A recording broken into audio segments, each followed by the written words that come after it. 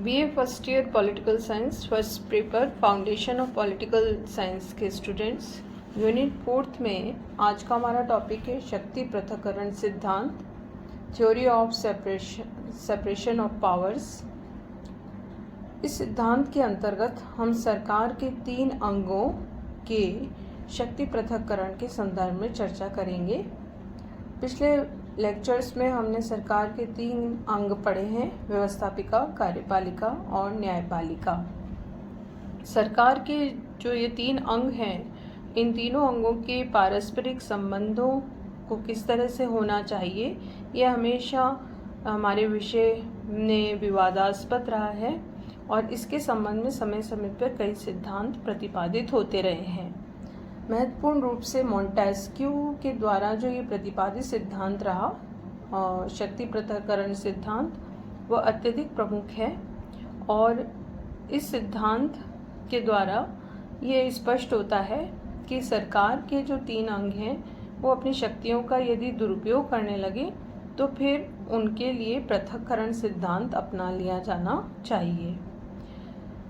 इस सिद्धांत के प्रतिपादकों का ये विचार है कि व्यवस्थापिका का काम होता है कानून बनाना, कार्यपालिका उन कानूनों को क्रियान्वित करती है और न्यायपालिका उसके अनुसार न्याय करती है। मॉन्टेस्क्यू का मानना था कि सभी जो सरकार के तीनों अंग हैं, व्यवस्थापिका, कार्यपालिका और न्यायपालिका, इनका कार्यक्षेत्र अपने अपने तक सीमित होना चाहिए। ये अपने क्षेत्र में स्वतंत्र होने चाहिए और इनको एक दूसरे के कार्य को प्रभावित या नियंत्रित करने की चेष्टा नहीं करनी चाहिए। हालांकि मॉन्टेस्क्यू से पूर्व भी विश्व के विभिन्न देशों के अलग अलग विचारकों ने इसके बारे में समय समय पर चर्चा की थी। यदि हम प्राचीन काल में देखें तो अरस्तु के विचारधारा में हमें ये देखने को मिलता है। उसके बाद रोमन लेखक सिसरो, पॉलिबियस और लिपोबस के विचारों में, रचनाओं में ये देखने को मिला। इसके अलावा मार्सिलियो की विचारधारा में हमें देखने को मिला, जिन्होंने इस चीज़ पर बल दिया।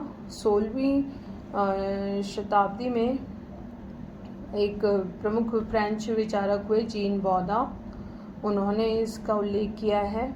इसके अलावा इंग्लैंड में जब गौरवमयी क्रांति हुई तो जेम्स हैरिंगटन और जॉन वॉक जैसे विचारक हुए। इसके साथ ही संविधावादी विचारक हुए जॉन लॉक, उन्होंने भी इन शक्ति पृथक्करण के संबंध में उल्लेख किया। लेकिन इसकी विधिवत व्याख्या जो है मॉन्टेस्क्यू ने अपनी पुस्तक में की, स्पिरिट ऑफ लॉज में 1748 में। उसमें उन्होंने जो तत्कालीन व्यवस्था चल रही थी खासकर फ्रांस में, उसके विरुद्ध इस तरह का सिद्धांत प्रतिपादित किया। ब्लैकस्टोन एक और प्रमुख विचारक हुए हैं और उनकी प्रमुख पुस्तक रही है और वो है commentaries on the laws of England. इसमें उन्होंने तत्कालीन व्यवस्था के संदर्भ में अध्ययन करते हुए अपनी पुस्तक में उल्लेख किया है कि ये तीनों जो अंग हैं उनको पृथक पृथक रूप से कार्य करना चाहिए। अमेरिका में मेडिसन ने भी इस तरह की अपने विचारों को फेडरलिस्ट नामक पत्रिका में प्रतिपादित किया। इसी तरह से जब 1789 में ये व्यवस्था थी वो पूरी तरह से लागू नहीं हुई थी, लेकिन जब 1791 में फ्रांस में संविधान बना तो वहाँ पर शक्ति पृथक्करण सिद्धांत को अपना लिया गया। इसी तरह अगर हम देखें तो 1948 में संयुक्त राष्ट्र संघ की महासभा के द्वारा इसे स्वीकृत कर लिया गया और मानवीय अधिकार की घोषणा पत्र की 16वीं धारा में इसे मान्यता भी दे दी गई। इसके बाद विश्व के विभिन्न देशों ने इसको अपनाया। इंग्लैंड में हम देख सकते हैं, अमेरिका में, भारत में। हालांकि इसका स्पष्ट रूप से जो इस व्यवस्था को अपनाया गया वो अमेरिका में ज़्यादा है, क्योंकि वहाँ अध्यक्षात्मक शासन प्रणाली है और वहाँ सफलतापूर्वक जब से संविधान बना है तब से ये शक्ति पृथक्करण सिद्धांत चल रहा है। इंग्लैंड और भारत में आंशिक रूप से ही हम इसको देख सकते हैं। मॉन्टेस्क्यू ने अपनी पुस्तक स्पिरिट ऑफ लॉज में इसको स्पष्ट किया है शक्ति पृथक्करण सिद्धांत को, और वो लिखते हैं कि यदि व्यवस्थापिका और कार्यपालिका शक्तियाँ एक ही हाथों में अगर आ जाए तो कोई स्वतंत्र नहीं रह पाएगी, और इस बात का भय रहेगा कि कहीं राजा या सीनेट अत्याचारी कानून न बना दे, अत्याचारी ढंग से उसे लागू न कर दे, और न्याय संबंधी शक्ति को व्यवस्थापिका और कार्यपालिका शक्ति से पृथक नहीं किया गया तो स्वतंत्रता संभव नहीं होगी। यदि न्याय शक्ति व्यवस्थापन शक्ति के साथ जोड़ दी जाएगी तो प्रजा के जीवन और उसकी स्वतंत्रता की स्वेच्छाचारी जो स्थिति है उसके नियंत्रण का शिकार प्रजा को होना पड़ेगा, और उस दशा में न्यायकर्ता ही कानून निर्माता भी हो जाएगा। यदि न्याय शक्ति को कार्यपालिका के साथ जोड़ दिया जाएगा तो न्यायकर्ता का व्यवहार हिंसक और अत्याचारी हो जाएगा।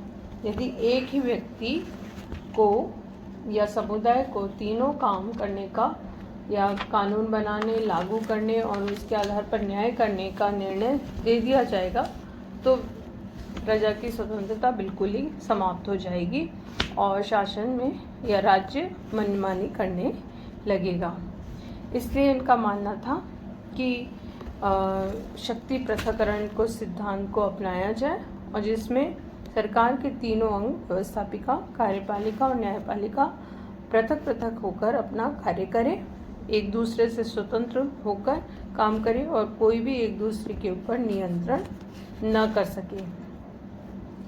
इस सिद्धांत के संबंध में विभिन्न आधारों पर आलोचना भी हुई, जिसमें ये कहा गया कि जो मॉन्टेस्क्यू ने अध्ययन किया था इंग्लैंड का और वहाँ पर जो अध्ययन करके निष्कर्ष निकाला कि वहाँ शक्ति पृथक्करण है, वो बात सही नहीं है, क्योंकि उन्होंने ये अध्ययन उचित सही नहीं किया था, क्योंकि इंग्लैंड में शक्ति पृथक्करण नहीं है बल्कि वहाँ संसदात्मक व्यवस्था होने के कारण सरकार के तीनों अंग एक दूसरे पर नियंत्रण भी रखते हैं और उत्तरदायी भी होते हैं।